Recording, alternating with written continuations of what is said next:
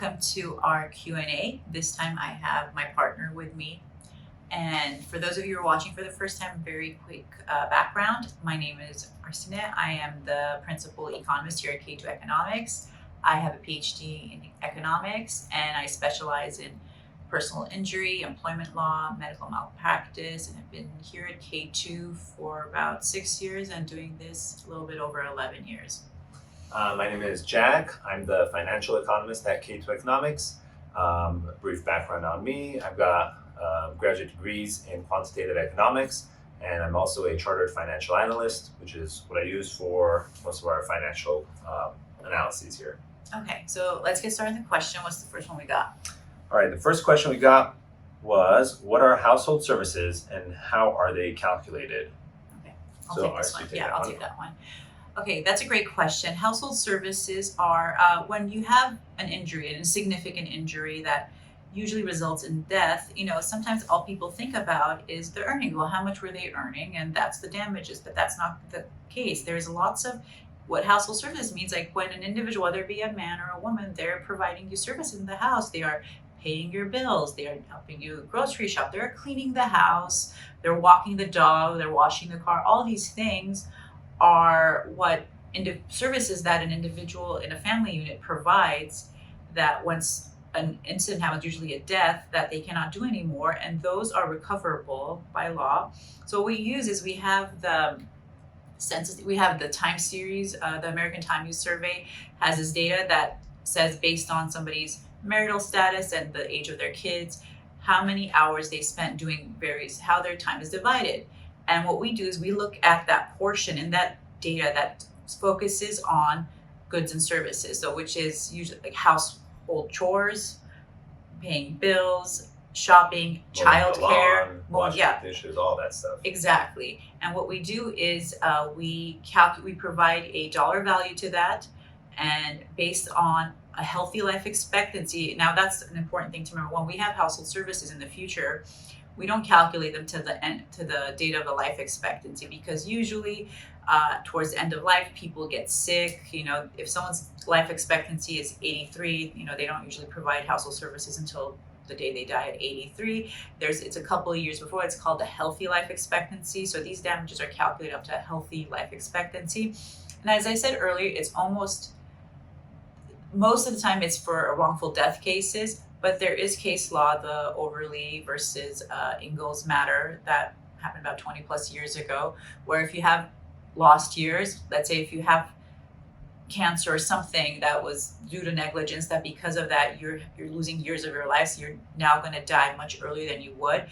Through those lost years, you can also claim household services. All right. Next question was, do we need an economist or a CPA to calculate damages on wage and hours? Well, you can use both. One thing is, when you have any type of damages that go into the future, I highly recommend using an economist instead of a CPA. But if you have like a class action wage and hour, those damages almost are exclusively from the past up into present value. So you can use a CPA to do those. But Jack, who has the same experience as a CPA, he can tell you how we here at K2 work up our wage and hour cases. Right. So for anyone who doesn't know, CPA versus CFA, which is what I am, there's a lot of similarities and a lot of overlap. One of the differences that CFAs have is that we have to know not only the U.S. Accounting system, which is the U.S. generally accepted accounting principles, but also the international financial reporting standards. So we have to kind of understand both systems very well. And we also are trained into asset management and asset valuation. So one of the things is, if the corporation, for example, has a headquarters that's located outside the US, their primary financial reporting might be in a non-US accounting standard. So a CFA would be more recommended for cases like that. The other thing is, when we do have wage and hour cases, many of the times they have to be a class action wage and hour case, because typically the idea is that if there's a group of individuals who are being for example, denied a lunch break, then they expand that to say, well, if these people were being denied the lunch break, then presumably there were more people being denied the lunch break or rest breaks, etc. So those cases typically turn into class action lawsuits. And when that occurs, we usually get a lot of data coming in.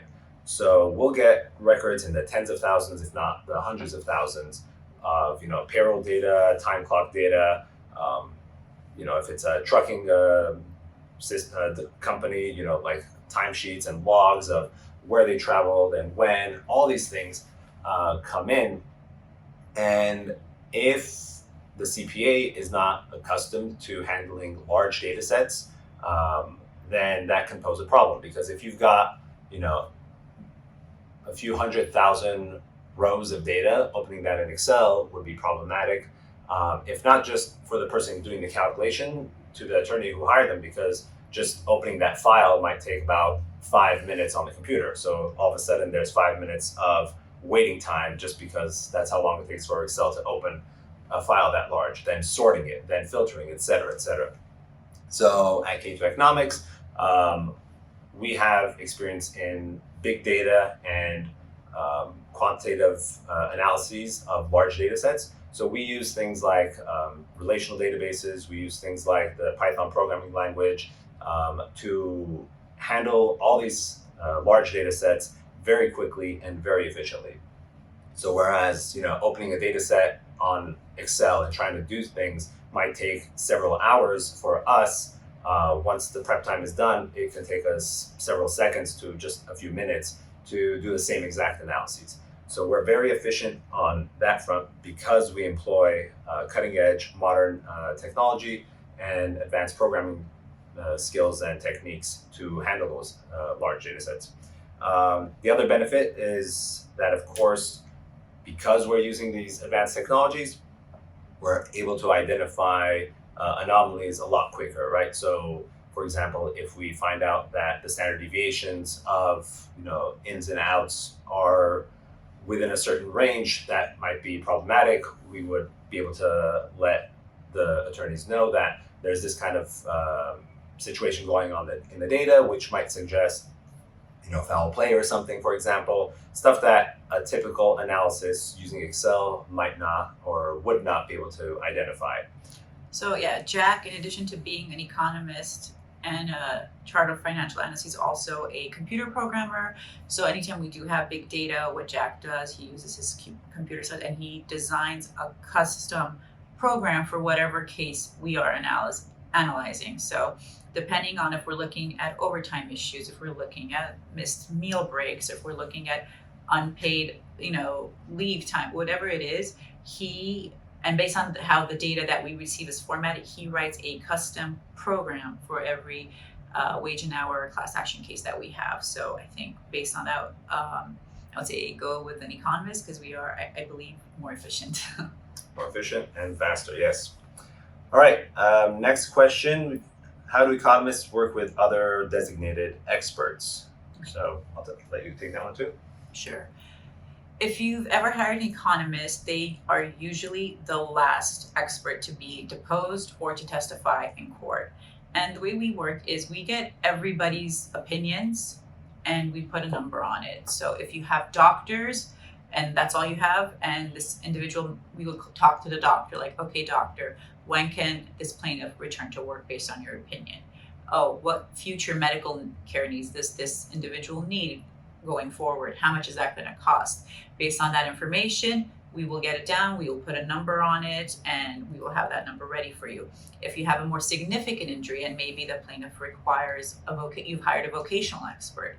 What a vocational expert does is they assess the plaintiff and they say, okay, if they were working in this industry, they can no longer work in this industry. They will look at their skills. They might do some IQ testing or various different tests and then say, determine earning capacity. And earning capacity is based on their condition right now, what they can earn. And then they give their reports to us. We quantify that reports. We put numbers on it. We discount it to present value.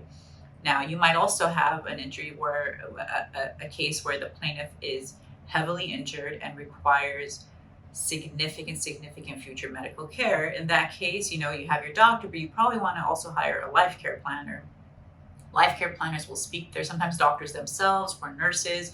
They will speak with the doctor. They have found out exactly what type of treatment this individual plaintiff needs, and they will make a plan, a life care plan. And this includes everything from physical therapies to gym membership to surgeries to household service. If they need attendant care, like what they might need, around the clock attendant care, and they will provide a plan that they will write down the frequency and the current costs of these services. They will give them to us. And what we do is we get the present value of these costs. So we look at what medical inflation is for all these different types of services that the plaintiff needs. We project those services through their current life expectancies and discount them with the present value. So we work with doctors, vocational experts, and life care planners the most frequently. And we get all their opinions, we put them into our report, and we are almost always the last expert to testify. Yeah, so basically we're the ones that come in last and put the number on all the opinions, essentially, so that you can walk in there and know how much to request or what the liability would be for your client.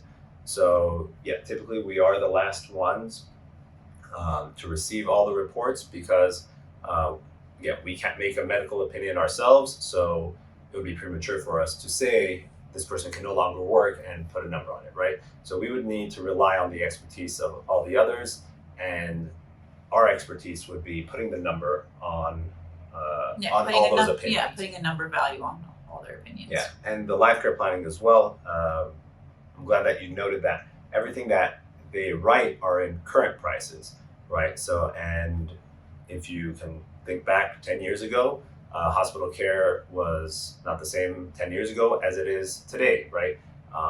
There's inflation that goes on in the medical industry, but not just in the entire medical industry, but each component of medical cost has a different inflation rate. And that's where you definitely need an economist and not just like a CPA or try to do it yourself and just multiply these numbers out. Because if you don't account for the inflation properly, then you might be...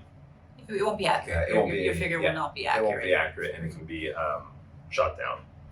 All right, I think that's the main things right now. Also, you can visit our website. We have several educational videos that we put up there. We had one about household services that if you want, you can check out. Also, keep shooting us any questions you have. We usually get our questions from either the website or private messages on Instagram or LinkedIn.